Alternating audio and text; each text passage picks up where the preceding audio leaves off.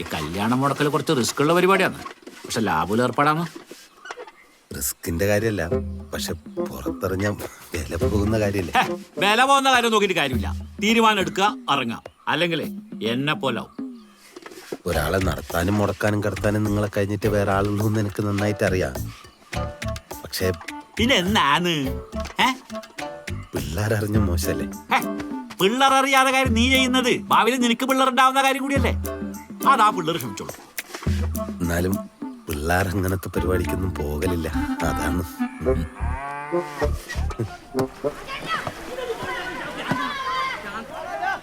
ചന്ദ്രിക രവീന്ദ്രൻ ഒരു അടഞ്ഞ അധ്യായമായി മാറ്റും. സ്വന്തം നാട്ടിൽ നിന്ന് തന്നെ അടിവാങ്ങിച്ചേരുവോ ചങ്ങായി? അഭിയേട്ട നിങ്ങളൊന്നും മിണ്ടാണ്ടിരി. ഇത് ഓന്റെ സ്ഥിരം പരിപാടിയാണ്, ആത്മാർത്ഥ പ്രണയമൊന്നുമല്ല. ഈ ആവേശത്തിൽ ഓൻ്റെ ഓള് പോയാൽ ഓളുടെ ജീവിതം കുട്ടിച്ചോറാവും. കല്യാണം മുടക്കുന്ന എല്ലാ നാറികളും ഇതേ ഡയലോഗ് പറയുന്നത് ഞാൻ കേട്ടിട്ടുണ്ട്. ഇലയ്ക്കും മുള്ളിനും കേടില്ലാതെ രണ്ടും രണ്ട് പാത്രത്തിലാക്കാം. കിര പിടിച്ച ആകെ നാറും. ചതി മതിന് എല്ലാം ഉൾപ്പെടും. നാട്ടുകാരുടെ വീട്ടുകാരുടെ മുഖത്ത് നോക്കാൻ പറ്റില്ല. അതുപോട്ടെ, പവിയേട്ടനോട് എന്ത് പറയും? പറയണ്ട നോക്കണം. ആരും അറിയിക്കാണ്ട് തന്നെ നമുക്കിത് മുടക്കാം. ഞാൻ നാളെ ഇറങ്ങാം. ആ ചെക്കൻ്റെ പേരെന്താണ്? വേറെ ആൾക്കാരെ കുറിച്ച് ഇല്ലാത്തത് പറയാന്ന് വെച്ചാൽ മോശമല്ലേ അന്തരേട്ടാ? നീ അല്ലല്ലോ പറയുന്നത്, ഞാനല്ലേ. ചെക്കൻ്റെ പേരെന്താണ്? പേരും ഫോട്ടോയൊക്കെ ഓൾ എനിക്ക് അയച്ചു തരാന്ന് പറഞ്ഞു. പരിചയമില്ലാത്ത ആളായാൽ മതിയായിരുന്നു. ആരോടായാലും പറയുന്ന കാര്യം ഒന്നല്ലേ. പള്ളുകൂടി കഞ്ചാവ് പ്രയോഗം. അത് ശരിയാന്ന്. ഓളെ മെസ്സേജ് വന്നിന്. ഇത് നടക്കൂല അന്തരേട്ടാ, ഇത് ബിബീഷാന്ന്. എന്റെ തോളിൽ കൈയിട്ട് കിടക്കുന്ന ചെക്കനാന്ന്. ഓന്റെ കല്യാണം ഞാൻ എങ്ങനെ മുടക്കല്? അതെ, ഇതാ ബാലരേഖനല്ലേ. അല്ല അന്തരേട്ടാ, നമുക്കിത് മുടക്കാം. ഓനെ കുറിച്ച് എനക്ക് എല്ലാം അറിയുന്ന സ്ഥിതിക്ക് ഞാനിത് മുടക്കിയില്ലെങ്കിൽ തെറ്റല്ലേ? ഇപ്പെങ്കും എനിക്ക് നിന്റെ സ്വന്തം കാര്യം നോക്കാൻ തോന്നിയല്ലോ ദേവി. ഇവൻ ഈ പിള്ളേരപ്പുറം കറങ്ങി നടക്കുന്നത് ഇല്ലാണ്ടാക്കിക്കൂടെ നിങ്ങക്ക്? അപ്പോഴെങ്കിലും ഞാൻ ഇത്തിരി മനസ്സമാനായിട്ട് നടക്കുന്നത് നിങ്ങൾക്ക് പിടിക്കുന്നില്ല. ഞാൻ എപ്പോഴും പറയല്ലേ ദേവി, ഇവൻ ആ പിള്ളേരപ്പുറം കൂടി നടക്കുമ്പോഴും അവരുടെ കോപ്രായത്തിന്റെ കൂടെയൊക്കെ നിൽക്കുമ്പോ അവൻ ആ സമയത്ത് ജീവിക്കുന്നതിലൊരു തോന്നലുണ്ട്. അതും വേണ്ടേ ചിലപ്പോ. എന്നാലും ഒരു ഉത്തരവാദിത്തം വേണ്ടത് ഇന്ന് പറയുന്നത് എനിക്ക് തിരിയുന്നില്ലപ്പാ. എല്ലാം നിർത്തും. എല്ലാരുടെ പ്രശ്നത്തിനും പരിഹാരം ഉണ്ടാക്കി. അല്ല എന്തേട്ടാ, എന്റെ കാര്യത്തിൽ ഒരു തീരുമാനം ഉണ്ടാക്കിയിട്ട് വേണം ഇളയമ്മേനെ കെട്ടിച്ചയക്കാൻ എന്നാണ് എന്റെ ഒരു ഇത്.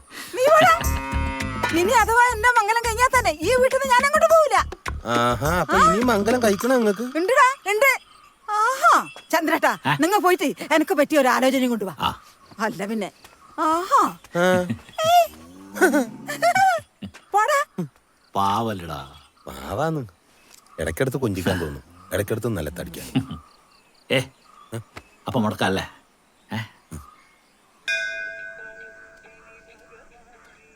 തൽക്കാലം ഇത് പവിയേട്ടൻ അറിയണ്ട. മൂപ്പരേനൊന്നും നിൽക്കൂല. വേറെ ആരും അറിയാനും പോകുന്നില്ല. നീ എന്താ പ്ലാൻ എന്ന് പറ. അഭിയേട്ടായ എൻ്റെ ക്രിയേറ്റിവിറ്റി മുഴുവൻ ഉപയോഗിച്ച് ഞാൻ ഒരു സ്ക്രിപ്റ്റ് എഴുതാൻ പോകുന്നു. നമ്മളെല്ലാവരും തകർത്ത് അഭിനയിച്ച് കഥാന്ത്യത്തിൽ നിങ്ങൾക്ക് ചന്ദ്രികയെ കിട്ടുന്ന ഒരു അടാറ് സ്ക്രിപ്റ്റ് നിന്റെ അടാറ്. നീ പറഞ്ഞേ, ക്ലിയർ ആയിട്ട് പറ. അമലെ നാളെ രാവിലെ ആകുമ്പോഴേക്കും കുറച്ച് പെൻ, കുറെ പേപ്പർ, ഒരു ബക്കറ്റ് കട്ടൻ ചായ എല്ലാം ക്ലബിൽ റെഡി ആയിരിക്കണം. എന്തിനാ? തിരക്ക് കൂട്ടല്ലേ കുട്ട. Just wait and see.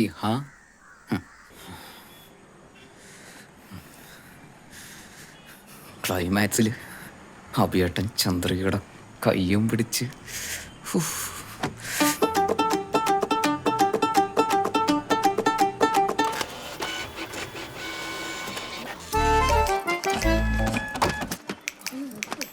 ഇതെങ്കിലും നടക്കുവാ? ആ ഒറിജിനലും കാണേ. അല്ലെങ്കിൽ ഇടാ വേണ്ട, വെറുതെ സ്പേസ് കളയാനായിട്ട്. അടുത്താണ് വന്നേ. കിരണ വലിയ ഡിമാൻഡ് ഇടാണ്ട് പ്ലാൻ പറ. വളരെ നീറ്റായിട്ട് കാര്യങ്ങൾ കൈകാര്യം ചെയ്യുന്ന ഒരു ഉടായിപ്പിനെ കൊണ്ട് ബിബീഷ് ബാലിനെ കുറിച്ചുള്ള അതിഭീകരമായ സത്യങ്ങൾ ചന്ദ്രികയുടെ അച്ഛൻ്റെ അടുത്ത് വെളിപ്പെടുത്തുന്നതാണ് നമ്മുടെ ആദ്യത്തെ സീൻ. അതിന് നമ്മുടെ നാട്ടില് നമ്മല്ലാണ്ട് വേറെ എങ്ങനെ ആര് ഇറക്കും ഓന്തിനെ വീഴ്ത്താൻ ഓന്തിന്റെ നാവുള്ള ഒരു തന്നെ. ആദ്യം തന്നെ ഗസ്ട്രോളാ. അല്ല, അങ്ങനെ ഏതെങ്കിലും ഒരു ചെക്കൻ ചെന്ന് പറഞ്ഞ ആള് വിശ്വസിക്കോ? അങ്ങനെ ഏതെങ്കിലും ഒരു ചെക്കൻ അല്ലെങ്കിലോ? പിന്നെ ശംഭു മഹാദേവൻ. ആളിച്ചിരി ഓൾഡാകും, പക്ഷെ അഭിനയമോഹിയം. മുമ്പൊരു പ്രാവശ്യം എൻ്റെ അടുത്ത് ചാൻസ് വെച്ച് വന്നിട്ടുള്ളതാണ്. അത്രയും പ്രായമുള്ള ഒരാൾ എന്ന് പറഞ്ഞു കഴിഞ്ഞാൽ രവീന്ദ്രൻ എന്തായാലും കേൾക്കും. Also is A brilliant actor. ഈ സീൻ അയാൾ കലക്കും.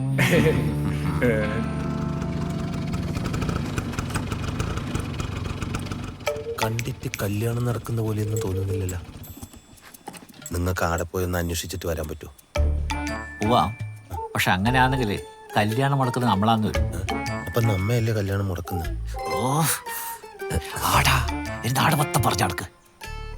ചന്ദ്രേട്ടാ, ഒരു വഴി ഉണ്ടാക്കാം. ആക്ടിങ് ഒരിക്കടിച്ചല്ലടാ. ആ ചന്ദ്രേട്ടനാ? ഇവനുണ്ട്. എന്നാ രണ്ടാളും കൂടി പെണ്ണുകാണാനോ മറ്റോ ഇറങ്ങിയതാ? ഒന്നല്ല ഇടത്തേക്കായിട്ട് വന്നാന്ന്. ഇവനെ വെറുതെ കൂട്ടിയതേ ഇല്ലു. വെറുതെ എന്നിപ്പോ കാര്യം ബാലൻ ഓഫീസർ പോയായിരിക്കും അല്ലേ? ആ പോയിന് വൈകുന്നേരം വരൂ. ആ എന്നാ പിന്നെ ഇങ്ങും വൈകുന്നേരം വാ. നീ അവിടെ ഇരിക്കടാ. ബിബീഷ് ഇവിടെ ഇല്ലല്ലോ അല്ലേ? ഓൺ ടൗണിൽ പോയിട്ടുള്ള. നന്നായി. ഞങ്ങ ഒരു പെണ്ണന്വേഷണമായിട്ട് വന്നതാണ്. ബിബീഷിന്റെ കാര്യം തന്നെ. ആ ജോലിയൊന്നും ഇല്ലെങ്കിലും നല്ല ചുറ്റുപാടിലല്ലേ. ഒരു ഉത്തരവാദിത്തല്ലേ ഇരിക്കട്ടെ. ചന്ദ്രേട്ടാ, നിങ്ങ വന്നതും പറഞ്ഞതെല്ലാം സന്തോഷം തന്നെ. നിങ്ങളോടെല്ലാം പറയാനിരിക്കൂന്ന്. ഓന്റെ കല്യാണം ഏകദേശം ഉറപ്പിച്ചിട്ടില്ലേ?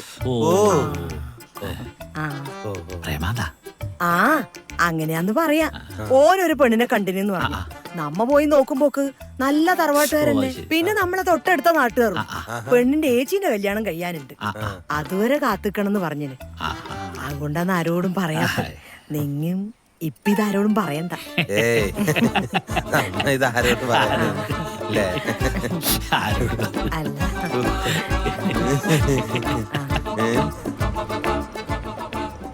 ആ ബൈക്കിനെ നോക്കിയിട്ട് കാര്യമില്ല.